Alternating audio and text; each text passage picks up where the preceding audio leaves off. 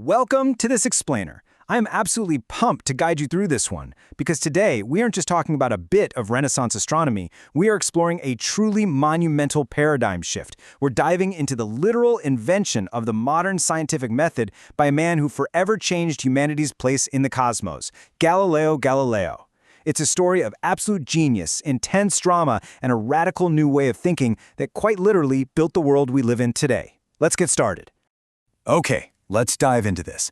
Picture this, it's 1623. In his famous manifesto, The Assayer, Galileo wrote, "Philosophy is written in this grand book, the universe.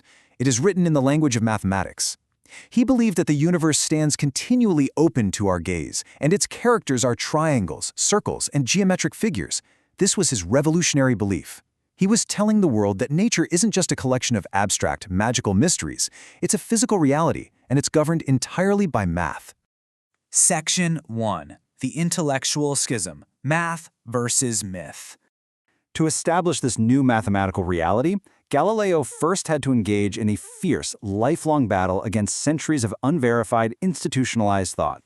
For literally centuries, the academic world was completely dominated by the Aristotelian tradition, and that was a qualitative verbal discipline. If an ancient authority like Aristotle or Ptolemy said the Earth was the static center of the universe, well, that was just accepted as unquestionable fact. You didn't argue with it. But under the new Galilean framework, natural philosophy was fundamentally transformed. It became a highly quantitative, observation-based empirical science. He essentially demanded that we measure reality rather than just sitting around debating it. Now, Galileo wasn't naive. He knew the physical world was incredibly messy, and his concept of error theory brilliantly illustrates how he handled this. See, when a mathematical calculation didn't perfectly match a physical experiment, traditionalists would just throw out the math.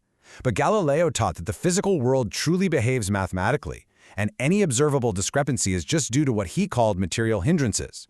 We're talking about things like air resistance or friction. He realized that by isolating variables and deducting these impediments, we can find the pristine mathematical laws hiding right underneath all that chaos. Section 2. Weaponizing the telescope, shattering the perfect cosmos. So, Galileo had the theory, right? But he needed the physical proof to completely destroy the Aristotelian status quo. And the number 20x represents a total revolution here. Now, Galileo didn't invent the original telescope. That was just a 3x magnification Dutch spyglass made by spectacle makers. But upon hearing about it, Galileo radically reverse-engineered and improved the optical design, creating an instrument capable of magnifying objects 20 times. He basically took a novelty item and weaponized it to completely revolutionize human cosmology. And man, when he pointed that 20x lens at the night sky, his discoveries were just earth-shattering. He found 4 moons orbiting Jupiter, which proved there were multiple centers of rotation in the universe. He discovered sunspots and saw that the Milky Way was actually a dense cluster of individual stars. But perhaps most shockingly, he mapped out actual craters and valleys on our moon. This completely shattered the ancient, deeply held belief that heavenly bodies were perfect, smooth spheres made of some divine, unchangeable substance. But it was this specific observation that served as the fatal blow. Galileo observed that Venus exhibits a full set of phases, just like our moon. Mathematically and geometrically, this is strictly impossible under a geocentric model where everything orbits the Earth. So, the phases of Venus provided this devastating physical proof for heliocentrism. It was undeniable proof that the Earth moves and orbits the Sun. Section 3. The collision with dogma, the cost of truth. But as we know, proving you're right scientifically doesn't necessarily mean you'll be welcomed socially. The real-world consequences of humiliating entrenched theological authorities were absolutely terrifying. So the crucial point here is that Galileo was not some anti-religious crusader. He was actually a devout Catholic who truly believed his work glorified the Creator. To reconcile his discoveries with his faith, he argued for the two truths doctrine.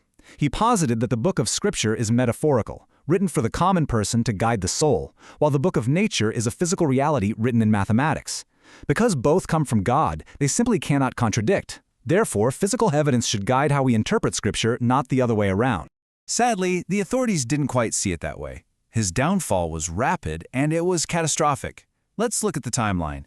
In 1610, he achieved worldwide fame for his discoveries, but by 1616, things got tense. He received an official warning from the Roman Inquisition not to defend the Copernican theory. Undeterred, he published his magnum opus in 1632, the Dialogue Concerning the Two Chief World Systems. This deeply insulted his former friend, Pope Urban VIII, who felt personally mocked by the book. The betrayal was incredibly swift. By 1633, Galileo was tried, convicted of vehement suspicion of heresy, forced to publicly abjure his life's work, and placed under perpetual house arrest. Yet, despite being silenced, his mind remained completely unbroken. He left us with this incredibly powerful defense of objective reality against political and ideological suppression. In questions of science, the authority of 1,000 is not worth the humble reasoning of a single individual. Truth, as he learned the hard way, is not a democracy, and it absolutely does not bow to political power. Section 4. The man behind the lens, the human element. Let's bring this historical giant down to earth for a second. Galileo wasn't just sitting in an ivory tower stargazing, he was actually the sole financial pillar for a very demanding family. Upon his father's death, he inherited massive legally binding debts for his sister's dowries. Plus, his itinerant musician brother, Michelangelo, continually extorted him for money. A lot of Galileo's brilliant practical inventions, like his commercial military compass and early water pumps, were driven by sheer entrepreneurial grit. They were designed and sold just to keep his deeply indebted family out of prison. But amidst all that stress, he definitely found sensory pleasure. He was an avid viticulturist who absolutely insisted on drinking high-quality wine, expertly merging natural philosophy with the finer things in life. A beautiful quote universally attributed to him reads, "Wine is sunlight held together by water." His association with wine was actually so famous that his bitter rivals even published tracts mocking him as the wine taster. Now, what's really interesting here is the macabre irony of what happened next.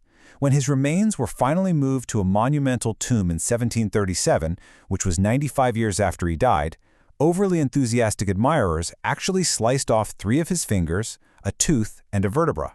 Today, his shriveled fingers and tooth sit enshrined in a glass reliquary at the Museo Galileo in Florence. There's a deep poetic irony to this, isn't there? The man who fought so hard against religious dogma is now venerated with physical relics, almost exactly like a Catholic saint.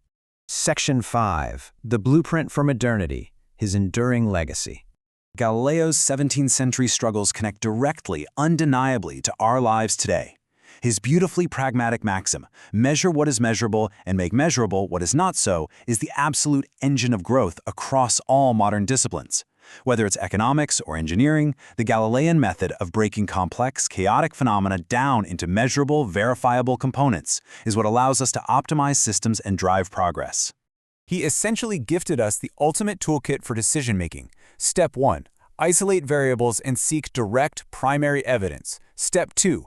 Demand physical proof over qualitative assumptions. And Step 3. Outright refuse arguments that rely purely on the social standing or historical authority of the speaker. Adopting these steps completely inoculates us against intellectual complacency. And that's what makes the Galilean framework such a potent antidote to modern dogmatism, scientific denialism, and digital misinformation. Whether we're facing climate change denial, algorithmic bias, or public health misinformation, Galileo's epistemology proves that social pressure simply cannot alter empirical reality. His centuries-old battle against ancient dogma is exactly the same fight we wage today against the suppression of inconvenient data. Which leaves us with a critical and hopefully inspiring question to consider. In an age of digital misinformation, how will you apply the Galilean method today? Thank you so much for joining me for this explainer. I really hope this journey has helped you grasp just how revolutionary Galileo truly was. Keep questioning, stay curious, and remember, take nobody's word for it. Measure the truth for yourself.